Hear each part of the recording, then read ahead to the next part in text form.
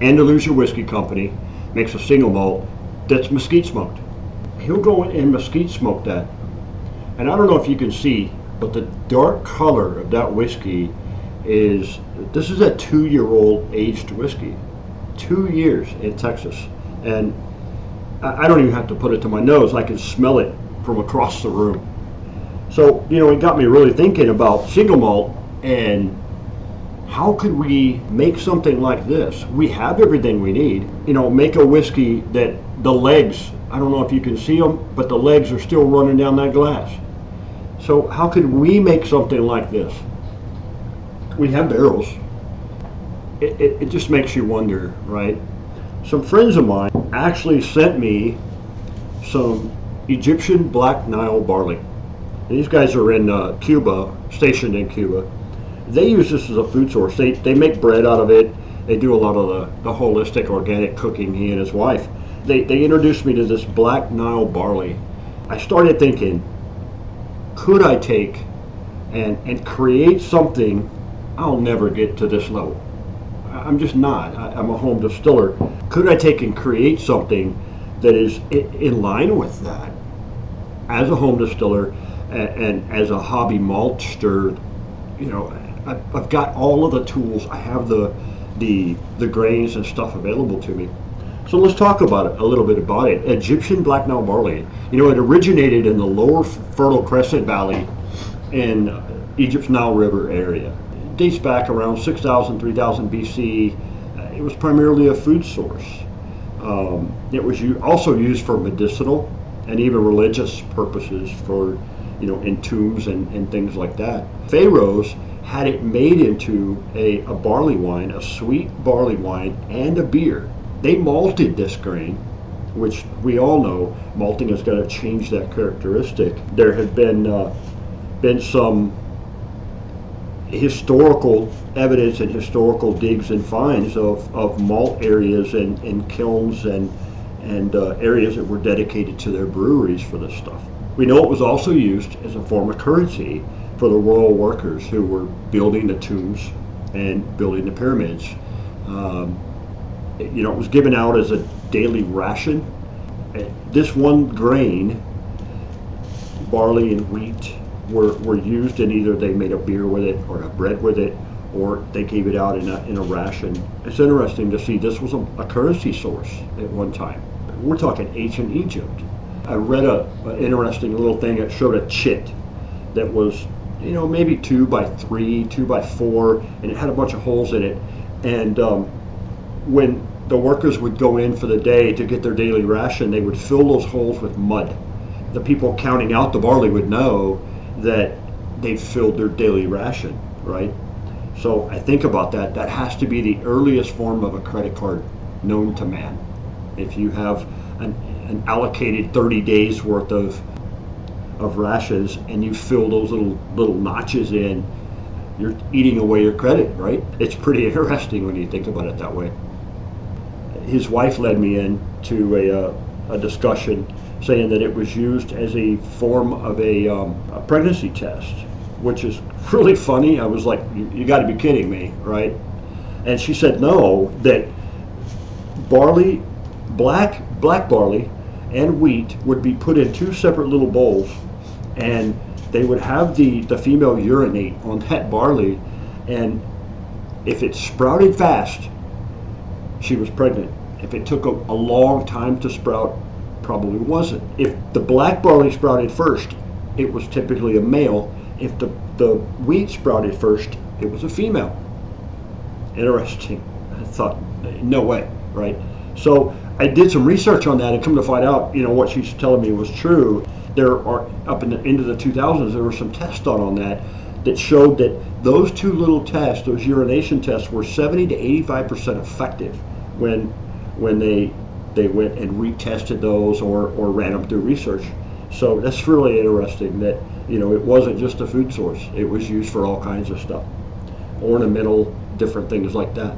We know for us, right, in a beer or in a barley wine, what are we going to get out of that? In a beer, we know that the Egyptians would take this, they would mix it with some Ethiopian or some Egyptian type hops and spices and make a beer. We do know that we have some historical references to the fact that it was carbonated way back in that time. I mean, you're talking primary sugar, increased CO2, right? You cap it off.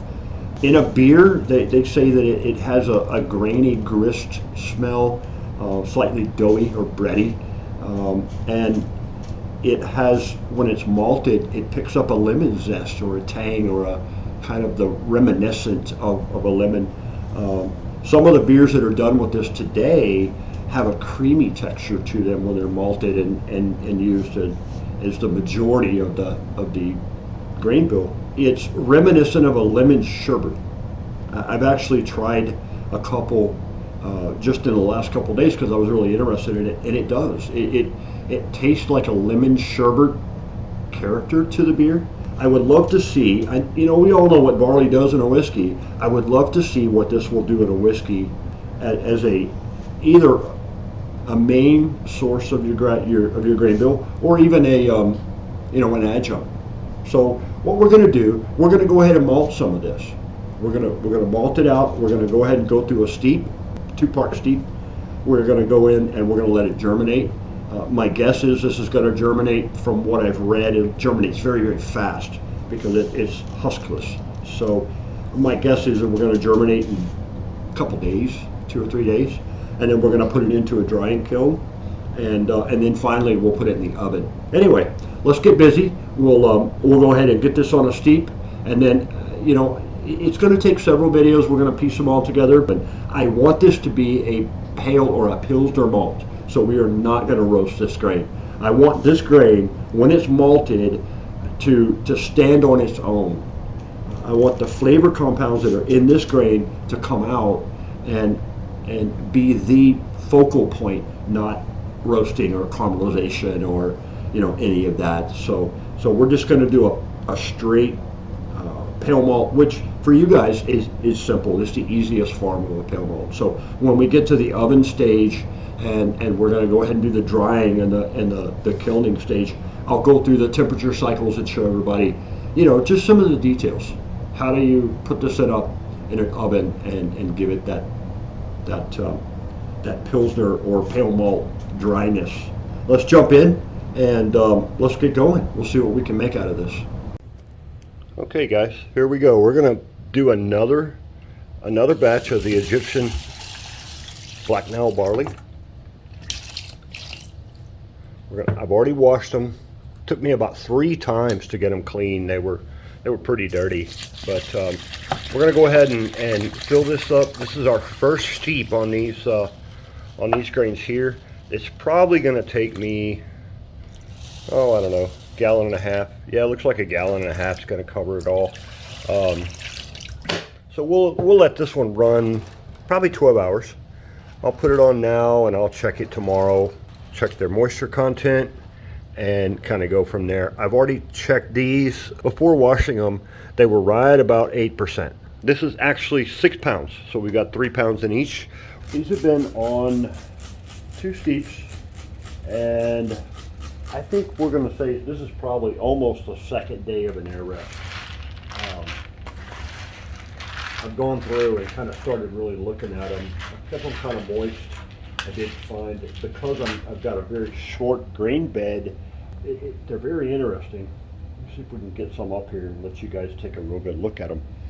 So if you look, you'll notice their growth is really good just for a 2-day period. I've got several, like this little guy right there. See if we can focus in on him. That little guy, that little guy. There's several of them in here that are the growth is just phenomenal.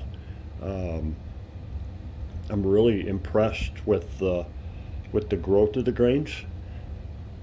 I'm thinking this is going to be maybe a 3-day batch, and it's going to be ready to get into the kiln. Look at this one here. The growth on that guy. That little acrospire he's ready.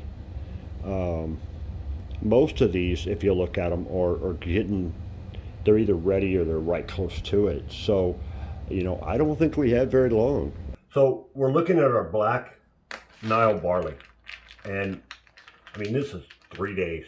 This stuff is exponential when it comes to malting.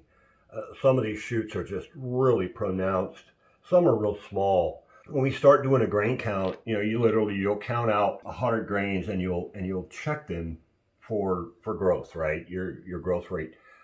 I don't even have to do that with some of this. I mean, I'm able to just drop a set of grains in my hand and just at a basis, just drop a little handful and we'll take a look. So you can see, I mean, we're almost, I would say 70%, maybe 80% of this stuff is pretty much done, depending on the batch. This side of the room is a little cooler than that side of the room, and it's kind of funny that I did find this side is not as pronounced as this side. I have some really big, huge growth in this one, and a little smaller in this side, which, okay, it's not, you know, there's a variant of a couple of feet. What I have noticed is this is more even, where the grains on this side are all pretty much growing about the same rate. In the middle, it's kind of a mix, and on this side, I've got some that have just exploded with, let's take a look at that. I can show you some that are just starting, or, you know, they're maybe a halfway into their cycle. So, you know, you can expect the temperature variances to make these things do things in a different way. They're all pretty much uniform. They smell like a barley. Barley will tend to go from almost a watermelon rind after a day. You know, it gets that little kind of a tint to a little sweeter smell. Barley's always going to do that. And I've maintained barley at 68 degrees. I maintained it at 75, 70. And barley just tends to go that way. Whereas a rye, it's going to go crazy quick. A wheat is pretty much going to stay that grassy note all the way through. So what I can judge by this is we're probably ready. I probably need to go ahead and get them in the dryer and just start, you know, dry kilning them. I just want to do a diastatic vault on here. So we're going to dry it out and let it, I want it to give its own flavor and not be enhanced by heat or roasting. Here's another one. Look at this. That's a happy little grain.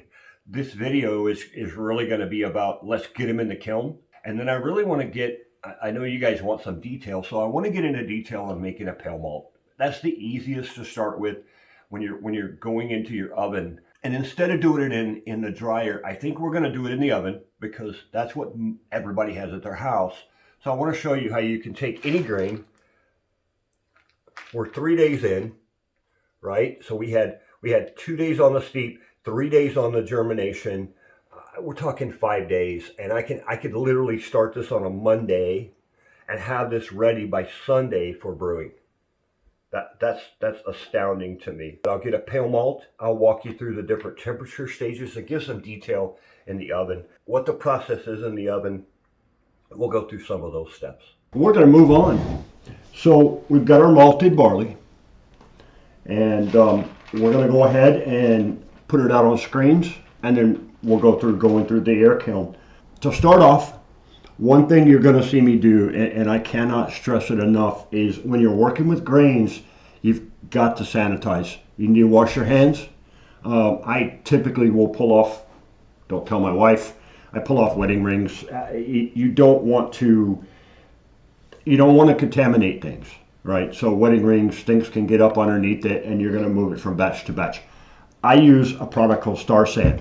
It's very popular in the brewing industry, and I'll tell you, it will kill any of the bacteria that you can typically get on things. I spray my trays down. I spray everything down with it. Don't be afraid of the bubbles. Just follow the directions on the package. It tells you exactly how to dilute it down. A quarter ounce to a gallon is what they recommend, and I've had no problems with it. I'll spray my screens. Everything that the grain touches, you want to clean. I cannot stress that enough. This stuff's relatively cheap. You can find it online. Any brew store is going to have it. You can pick it up on Amazon. It lasts a long time. We're going to want to take and partition our barley onto these trays. Now, I do trays. I do small trays. I do small batches on screens, and I do that for a reason. I know some people use malt tumblers, and let me tell you, those are phenomenal if you don't have the time to spend with your grains. I am a very hands-on engineering person, so I'm gonna spend my time with the grains. That being said, these are simple screens from Walmart. They come as a slide, so there's typically two of them. They slide together. I pull them apart, and then I'll take and affix a set of wood on one end, just so I have some level ground. So we're gonna take our grains, and what we're looking for is ½ inch, so to speak, across the screen. I start from the middle and I push to the edge. Again, it's a technique. It's just what I found works best for me. You want to lay them out across the board. We may end up with just 4 screens on this one, which is fine. It's not a problem. Again, you want to leave room for that fan to be able to go through these grains and dry them out very quickly. If you have a big heavy mat bed on your tray, it's going to take a while. So the lighter you can get it, the more airy you can get this, the better it is for your drying process. I mean, that's it basically. We've gotten one tray done. I could put a little more. Anytime you see some things that are clumped, remember your grain bed's going to mat. Wheat is really, really bad for that. Wheat will tend to clump up and make almost a mossy layer, the way moss grows together. Barley's not as bad. You want to break these up. You don't want big clumps on your tray. I'm sorry. The goal is to get air through this, leave some little air pockets, and we're just trying to dry these out quick. You've seen a lot of people put them on big screens and they'll layer an inch through. They'll put a fan under them and they'll take 24 to 48 hours to try to dry that grain out. If you do the process that I'm showing you, if you follow this process, you can do this in as little as 8 to 12 hours in some cases. Most of the times I'll run it a full day, and we're looking for specific things on the rootlets themselves. When they start getting kind of brittle, you're ready to go into the oven. Like I said, 8 hours. We can cut that time down and get to brew or to mash quicker. We're really looking for that uniform, just the uniform holes, and it's light, airy. We've got this stuff set to where the air is going to get through that. It's going to permeate through it. It's going to help dry it quickly. I'll get all the trays done, get them ready to go, and then I'll start the video back over and we'll go through and I'll show you. I'll put them into the drying kiln. I'll actually get some real close-ups on how you can make one of these at home for yourself. It doesn't take a whole lot to do this kind of stuff, guys. It just takes some ingenuity and a little thought, some process and what works best for you. So let me get these done, and then we'll come back and I'll show you loading the trays and how I kind of offset them, and we'll just kind of go from there. So if you can see, it's just a box. There's a small fan in the very back. That little fan, I bought it at Walmart. It's cheap. So let's load these things up, shall we? We're going to start by just taking a tray, our normal tray. I ended up with 4, and so we're going to take these trays and we're going to put them in. What we're going to do now, we're going to take our next batch, we're going to slide it in, and we're going to bring it right to the front of the kiln. Very, very simple. The air is going to come in. It's going to go primarily try to go up through the middle, but it's also going to come up the back because there's no resistance. It's going to come and make its way around the front of this one. It's going to go that way and come around the back. So we're providing the extra little bit of airflow. So in this instance, what we're going to do, we're just going to shut this thing up 6 to 8 hours, and we're going to come back and this grain's going to be dry. So, okay, we're in our last phase for our Black Nile Barley. I've got 2 trays. These trays both fit in the bottom of my oven. It's perfect. I've got them set up where they take in where the racks would go. Basically, we've got 4 racks, or 4 trays here. I think what's going to happen is I'm probably going to be able to get 2 on each tray. We're going to go ahead and put these on, and my gut tells me we're going to get 2. Go ahead and make sure we get all those little good grains out of there. I don't want to leave any behind. And you'll notice this barley is in an air dry. It's dry to the touch. I'm sure there's still some moisture content in it, but we're fixing to pull every bit of that out, so I'm not going to worry about it. We're going to try to go and take this to a Pilsner or a pale malt. We want to retain as much diastatic power as we can, right? I don't want to caramelize it. We're not trying to go to that level. We want this grain to stand on its own. My thought on doing it in the oven is let's get it out to just a flat level across the tray. This is going to end up being probably 2.5 pounds. I'm going to want to send a little bit more over to Bearded and Board, and I'm going to do I'll probably do another 4 pounds. I'll add 1 pound to what I send to him, and I'll save 3 pounds for myself. This shouldn't take, guys, roughly, we may spend 4 to 6 hours in the oven. The goal is, let's get them down to a pale malt or a Pilsner, that type of malt. We're going to weigh it. We're going to test it out for the moisture content by doing some weight and calculations, and then we're going to vacuum seal it. We're going to let it sit overnight, let it kind of sit there. We'll see if we have any moisture form in the Ziploc bag. If not, I'll pull it back out. I'll vacuum seal it, and that'll lock in all the freshness, and we'll get this in the mail to Bearded and let him start tinkering and see what he can come up with. So, okay.